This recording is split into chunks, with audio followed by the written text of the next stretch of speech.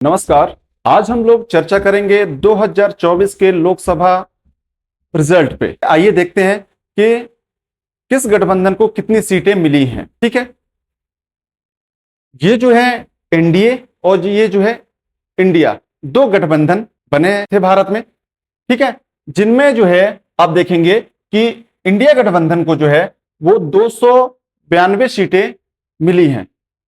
ठीक है, 292 सीटें मिली हैं, जबकि इंडिया गठबंधन को जो है वो 234 सीटें मिली हैं। ठीक है, बाकी जो 18 हैं वो अदर्स को मिली हैं। ठीक है, तो ये ध्यान रख रहना कि अब जो दिख रहा है कि इंडिया गठबंधन को जो है वो बहुमत मिल चुका है ना। लेकिन फिर भी अभी मीडिया में जो है वो चर्चा चल रहा है कि इंडिया गठबंधन जो है वो सरकार बना लेगी। वो कैसे बनाएगी?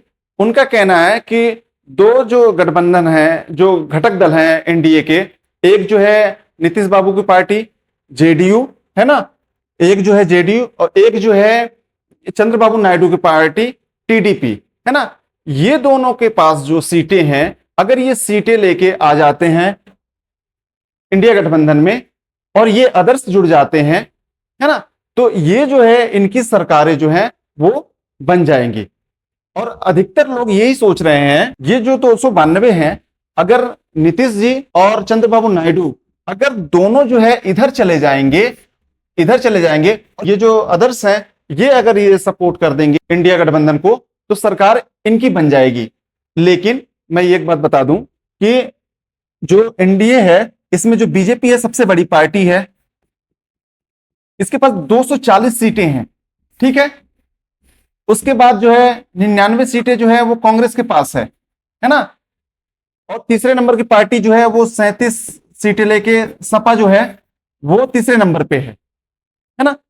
तो 240 सीटें बीजेपी के पास अकेले हैं। अगर इनके घटक दल जो है छोड़ के यहां चले भी जाते हैं, तो बीजेपी ऐसे शांत तो बैठे नहीं रहेगी कि आप चले जाओ और हम चुपचाप बैठे रहें और आप सरकार बना लो, कुछ नहीं करेंगे।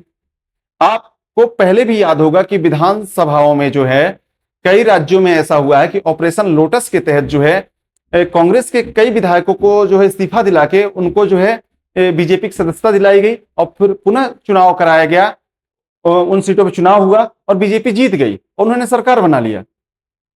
तो यहां पर अगर सिर्फ बीजेपी, मान लीजिए अगर जो चर्चा चल रही है, मान लीजिए 240 है, बीजेपी ही बस रखी है ना, बाकी सब चले गए यहां, आप कुछ दिन के लिए सरकार बना सकते हो।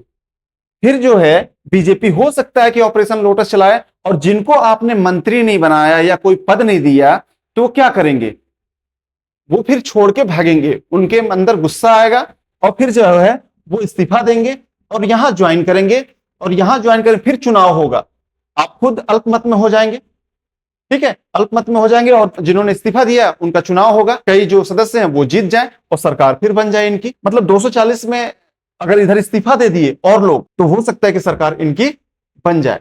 लेकिन आप ये सोच रहे हैं कि इंडिया गठबंधन सरकार बना रही है, तो हाँ, कुछ लोग का जो नेचर है उससे लोग जान गए हैं कि ये बदल भी सकते हैं, है ना। तो इसलिए ज्यादा उम्मीदें लगा रहे हैं कि इंडिया गठबंधन की सरकार जो है वो बन जाएगी। हाँ, एक ही शर्त पे बनेगी, अगर नीतीश जी को पीएम का अगर ऑफर दें तो हो सकता है कि बन जाए, है ना। और चंद्रबाबू नायडू जी को कॉन्फिडेंस में लें कि हाँ आप आ जाइए और आपको कोई दिक्कत नहीं होगी, आप तो जीत गए हैं राज्य में, आप जो है वहां के मुख्यमंत्री रहेंगे, जो चाहिए हम सेंटर से देंगे, जो सुविधाएं चाहिए, या फिर केंद्र में आना है तो केंद्र में आ जाइए, कैबिनेट मंत्री ले लीजिए। उस हिसाब से ये जो है इंडिया गठबंधन सरकार अपनी बना सकती है। लेकिन आप ये सोचें कि इंडिया गठबंधन सरकार बना लेगी, वो भाजपा जो है वो शांत से बैठी रहेगी, तो ये नहीं होगा। आप इससे पहले विधानसभा में उदाहरण देख चुके हैं। तो ये ध्यान रखें कि जो सरकारें जो बनेंगी, एक तो है कि वो ज्यादा समय के लिए स्थिर नहीं रह पाएंगी, स्थिर रहेंगी हमेशा, वो दबाव पे काम करेंगी। जो फैसले खुल के पहले लेते थे, अब लेना बहुत कठिन काम हो गया है। जो पार्टियां हैं वो सेकुलर सोच की हैं, एनडीए के साथ गठबंधन में है, उदाहरण में है नीतीश जी, वो सेकुलर विचारधारा के हैं, बहुत ज्यादा कट्टरता नहीं दिखाते। हो सकता है कि आप कोई ऐसा कड़ा फैसला लें, जैसे यूनिफॉर्म सिविल कोड, उसमें अगर आप फैसला लेंगे, नीतीश जी अड़ंगा लगाएंगे, इसके विरोध कर चुके हैं। ऐसे मुद्दे हैं जिस पे बातें नहीं बनेंगी, सरकारें जो है अस्थिर रहेंगी, ये ध्यान रख रहिएगा। इस वीडियो में सिर्फ इतना ही। धन्यवाद।